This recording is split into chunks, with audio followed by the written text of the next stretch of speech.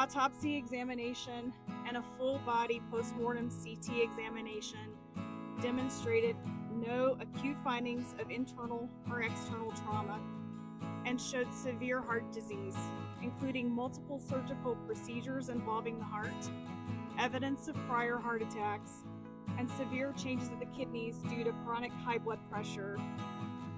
Examination of the brain showed advanced Alzheimer's disease, as well as blood vessel changes in the brain secondary to chronic high blood pressure. Have been asked when death occurred for these individuals. There is no reliable scientific method to accurately determine the exact time or date of death. Mr. Hackman's initial pacemaker data revealed cardiac activity on February 17th, with subsequent Gene Hackman, the legendary Oscar-winning actor, spent his later years under the devoted care of his wife, Betsy Arakawa.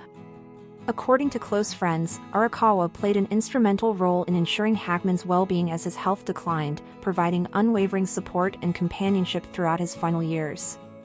Tom Allen, a longtime friend of the couple, recalled that Hackman had once candidly expressed his gratitude for Arakawa, stating that he would have likely passed away much earlier had it not been for her diligent care. She was incredibly protective of him, Allen told the New York Times, emphasizing that Hackman seemed entirely at ease with his wife overseeing the details of his life as his condition worsened.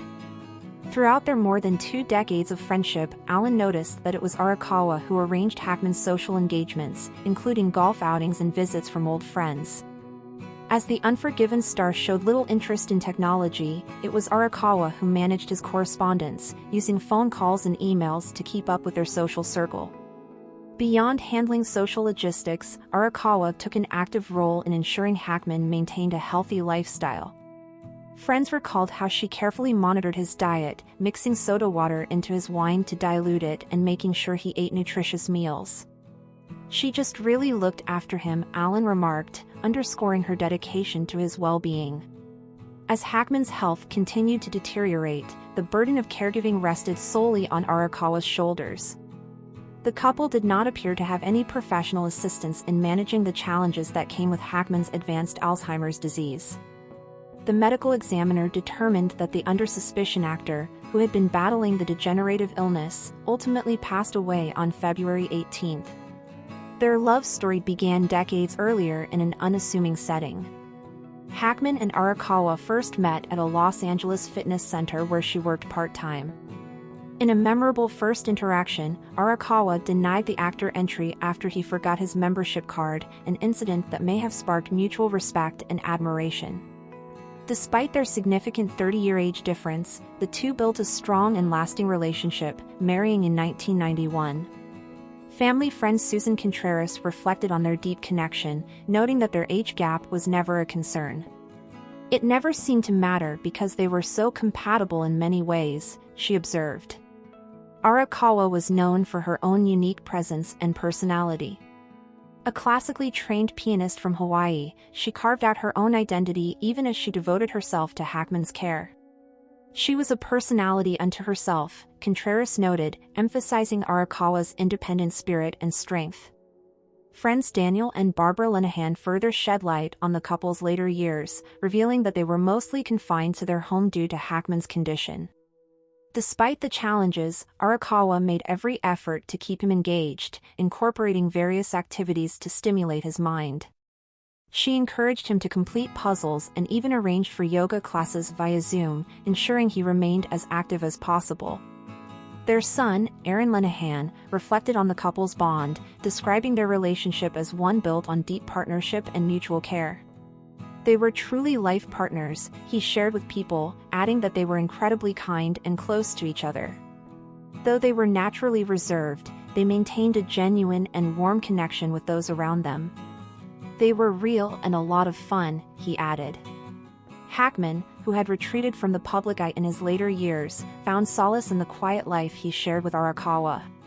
He had officially retired from acting in 2004, choosing to step away from Hollywood and embrace a more private existence in New Mexico. His days were largely spent enjoying simple pleasures, such as reading, painting, and spending time with Arakawa. Even as his health declined, Hackman maintained his wit and charm, traits that had endeared him to audiences for decades. His performances in films like The French Connection and Unforgiven solidified his status as one of Hollywood's greatest talents. Yet, in the end, it was not the glitz of fame that defined his final chapter, it was the unwavering love and devotion of his wife. Arakawa's dedication exemplified the profound commitment of a spouse caring for a loved one with a debilitating illness. Without professional caregivers to assist her, she took on the immense responsibility of ensuring Hackman's comfort and dignity. Her efforts did not go unnoticed by those who knew them best, as friends consistently remarked on her selflessness and strength. Hackman's passing marked the end of an era, but his legacy lives on through his remarkable body of work and the enduring love story he shared with Arakawa.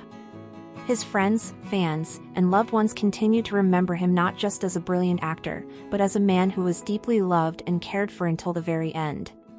In the quiet moments of his final years, it was the unwavering support of his wife that provided him with a sense of peace and security.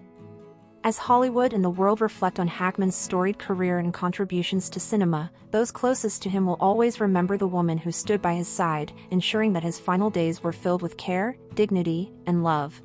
Gene will figure out what to do. Yeah. So I do the scene, and we do it all day, and it's the scene now that's in the movie.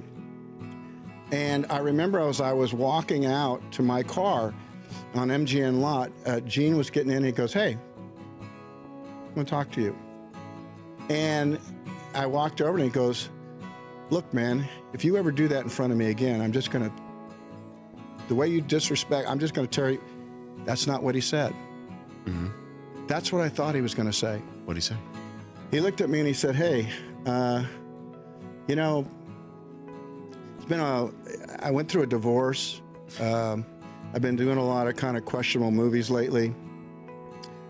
And when I saw you fighting for what you wanted today," he said, "it reminded me of how I used to feel about acting." He says, "It was good what you did." And then he just got in his car and drove off.